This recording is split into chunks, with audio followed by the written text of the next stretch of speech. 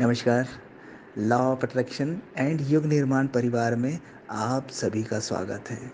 आज बात हो रही है अपने आप को जानना और अपने आप को जानना क्यों ज़रूरी है और अपने आप को जानने के क्या फ़ायदे हैं। क्यों कहा जाता है, बार-बार सदियों से कहा जा रहा है, खुद को जानो, खुद को जानो, खुद को जानो। ये खुद को जानो क्या होता है? क्या होता है आत्मज्ञान? आज इस पर चर्चा।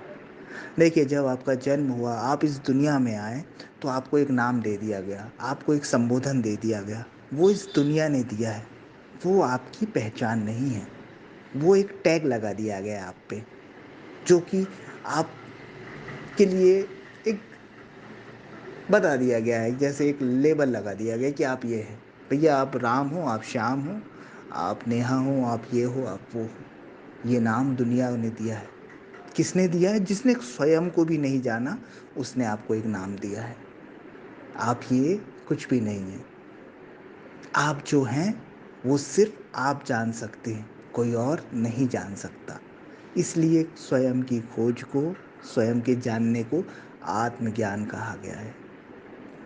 इसके विषय में इसकी परिभाषा भी नहीं दी जा सकती, क्योंकि जिसे भी आत्मज्ञान हुआ, जिसने भी स्वयं को जाना, वो फिर निरुत्तर सा हो गया।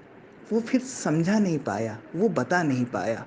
जैसे पानी का स्वाद अगर कोई बोले, तो उसको कितना भी व्यक्ति डिफ़ाइन करने की कोशिश करेगा, नहीं बता पाएगा। वैसे ही आत्मज्ञान जिसे हो जाता है ना, वो फिर किसी को डिफ़ाइन नहीं कर पाता कि क्या होता है आत्मज्ञान में।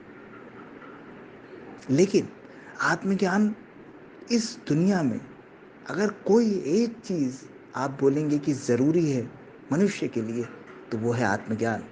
और आत्मज्ञान सिर्फ मनुष्य को ही उपलब्ध हो सकता है, अन्य प्राणियों को नहीं। इसलिए अनेक जन्मों के बाद जब व्यक्ति को मानव शरीर मिलता है, तो उसे आत्मज्ञान के लिए ज़रूर प्रयास प्रयास करना चाहिए। नहीं तो ये भटकन कभी ख़त्म नहीं होगी। आपको कहीं भागकर नहीं जाना है, दुनिया को छोड़ नहीं देना है स्वयं की खोज में, बस अपने अंदर उतरना है। क्या होता है आत्मज्ञान से? क्या फ़ायदे हैं? देखिए, अभी आप जो भी चीज़ पाना चाहते हैं दुनिया में, पद, प्रतिष्ठा, पैसा, जॉब, जो भी हो, आप जब उस चीज़ को पा लेते हैं ना, तो आपकी फिर एक नई दौड़ शुरू होती है। वो आपको संतुष्ट नहीं करती, बस कुछ समय का एक एक अंदर से आराम सा आ जाता है, अरे यार ये हो गया, और कुछ दिन में फिर आपकी एक नई दौड़ शुरू हो जाती है। फिर जब उस दौड़ को पूरा कर लेते हैं, फिर एक नई दौड़।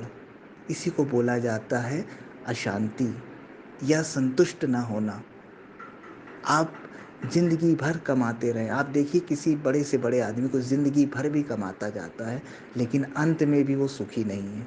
आप एक गरीब व्यक्ति को देखिए, ज़िंदगी भर वो मेहनत करता है, लेकिन आखिरी तक वो भी सुखी नहीं है।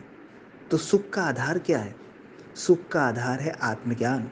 क्योंकि जो संतुष्टि, जो शांति आप पैसा, पद या किसी और चीज़ में ढूँढ रहे होते हैं, वो आपके अंदर ही मौजूद है।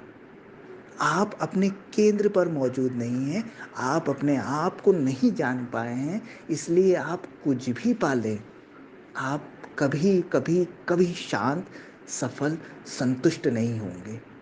दुनिया की नज़र में आप हो भी सकता है कि लोगों को लगे कि यार इनके पास बहुत पैसा है, बहुत पद है, प्रतिष्ठा है, लेकिन ये आप ही जानते हैं कि आप अंदर से खाली हैं। आपको हमेशा कुछ कमी लगती है, आपको हमेशा अधूरापन लगता है। ये अधूरापन ही आत्मज्ञान ना होने की निशानी है।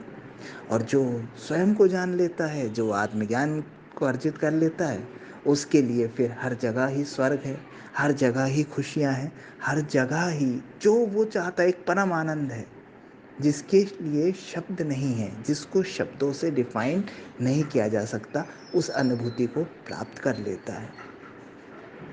लोग आत्मज्ञान के लिए किसी संत के पास जाते हैं, किताबें पढ़ने लग जाते हैं या विभिन्न प्रकार की मुद्राएँ, पूजा पाठ करते हैं। ये कुछ भी शायद काम ना आए, क्योंकि व्यक्ति आपको एक मार्ग बता सकता है, करना आपको ही है। आत्मज्ञान यानी अपनी आत्मा में, अपने आप में हमेशा के लिए प्रतिष्ठित हो जाना। अभी आप कहाँ प्रतिष्ठित हैं? अभी या तो आप मन में प्रतिष्ठित हैं या शरीर में प्रतिष्ठित हैं। आप आत्मा तक नहीं पहुँचते, कभी-कभी ही पहुँचते हैं। कभी जब थोड़े होश में रहते हैं, साक्षी में रहते हैं, ध्यान में रहते हैं, तो आप आत्मा की थोड़ी झलक ले पाते हैं। लेकिन आत्मज्ञानी व्यक्ति हमेशा के लिए आत्मा में स्थित हो जाता है। वो दुनिया से कहीं बाहर नहीं जाता, वो दुनिया में ही रहता है, लेकिन हर कार्य अपने आप में स्थित होकर करता है। तो उसके हर कार्य, हर कर्म पुण्य कर्म बन जाते हैं। पाप उससे हो ही नहीं सकता। जब वो इतना होश से भरा होगा, जब वो आत्मस्थ होगा, तो वो निश्चित रूप से हर कार्य का साक्षी होगा, करता नहीं रह जाएगा। कर्म बंधनों से तो वो मुक्त होने ही लगेगा, हो ही जाएगा। इसके अलावा भी कई चीज़ें हैं, जब हम अपने आप को जानते हैं, तो अपरिमित सफलताएँ मिलती हैं। आपके जीवन में जो-जो आपने सोचा होगा, उससे ज़्यादा मिलने लगता है। आपने कल्पना नहीं की हुई होगी, ऐसी-ऐसी चीज़ें आपके साथ होने लगती हैं। जिसको बोलते हैं ना कि आप त्रिकालदर्शी बन जाते हैं, आप मन पढ़ लेते हैं, आप किसी का भविष्य बता देते हैं। ये सब होने लगता है आत्मज्ञान होते ही। आत्मज्ञान के लिए क्या करें? आत्मज्ञान के लिए जो सबसे पहली सीढ़ी और आखिरी सीढ़ी भी जिसे कहा गया है, वो है ध्यान। ध्यान और सिर्फ ध्यान। ध्यान को साधें, ध्यान को पकड़ें और ध्यान में जिएँ। जैसे-जैसे आपका ध्यान गहराते जाएगा, आपको अपना स्वाद, अपनी आत्मा का स्वाद मिलने लगेगा और फिर किसी दिन पाएँगे कि सब कुछ ठहर गया, सब कुछ रुक गया और आप अपने आप में प्रतिष्ठित हो गए और हो गई उस परमात्मा की वर्षा आप पर और आपको हो गया आत्मज्ञान। आप शब्दों में उसको व्यक्त नहीं कर पाएँगे, लेकिन आपकी अनुभूति में वो आ जाएगा और फिर आप उस जीवन को जब जिएँगे, उस लाइफ़ को आप जिएँगे, तो आपका एक अलग ही रुतबा हो जाएगा। आप उसको शब्दों में बयाँ ही नहीं कर सकते। उसके लिए जो भी शब्द बोला जाएगा, वो उसका 1% ही होगा। बस अब आत्मज्ञान के लिए कोशिश करें। आप कर सकते हैं। हर किसी के पास ये संभावना है। गौतम बुद्ध, महावीर या जितने भी आत्मज्ञानी हुए हैं, वैसी ही संभावनाएँ आप भी लेकर आए हैं। बस आपको इस ओर झुकाव लाना है। कुछ छोड़ना नहीं है, ना संसार, ना घर, ना परिवार, कुछ भी नहीं छोड़ना है। बस अपने अंदर उतरना सीखना है और आप पा जाएँगे खुद को।